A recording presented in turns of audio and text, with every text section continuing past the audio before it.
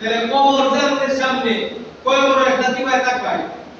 এইজন্য কবর আমার রেখে কয়ে আদম সন্তান তুমি যে আইবা আমার কবরের মধ্যে আমার মধ্যে যে তুমি আইবা তবে তুমি একজন সঙ্গী নিয়ে আইছো, সাথী নিয়ে আইও, একটা দিবা তাকবা। বলে সাথী কি? আমার কথা কি বুঝতেছেন? তাহলে একজন সাথী নিয়ে আইও। বলে সাথী কি? সাথী হলো আল কোরআন। সুবহানাল্লাহ। কোরআনকে সাথে লয়ে আইও। আমি যে কোরআন দুনিয়াতে পাঠাইলাম এই কোরআন যেন তোমার সঙ্গে সাথী হয়। কোরআন লয়ে আইবার সাথে এর অর্থ কি?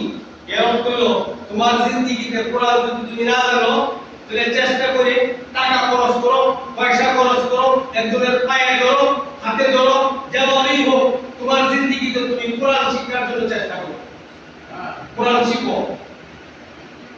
আর কোরআন যখন তোমার শিক্ষা হয়ে যাবে তখন তুমি কোরআন বারবার পড়তে থাকবে, তাহলে কোরআনের হক আদায় হবে। আর কোরআন তোমার মৃত্যুর সাথে সাথে কবরে তোমার সাথে কবরে তোমার সঙ্গী হয়ে যাবে। সুবহানাল্লাহ। কোরআন তোমার সঙ্গী।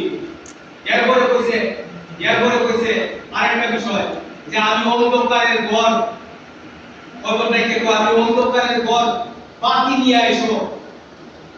দুনিয়াতে তো একটা অন্ধকার ঘরে তুমি থাকতে পারো না, বাতি লাগে, হ্যাঁ? তাহলে তুমি এই কবরের মধ্যে অন্ধকার এখানে একা একা তুমি কিভাবে থাকবা? বাতি লয়ে আইও। বাতি হলো কি? বাতি হলো কবরের বাতি হলো রাতের অন্ধকারের নামাজ পড়ো। সুবহানাল্লাহ। রাতের অন্ধকারের নামাজ যে ব্যক্তি বেশি বেশি করে রাতে অন্ধকারে উঠে নামাজ আদায় করবে, তাহাজ্জুদ পড়বে, বেশি বেশি করে নফল নামাজ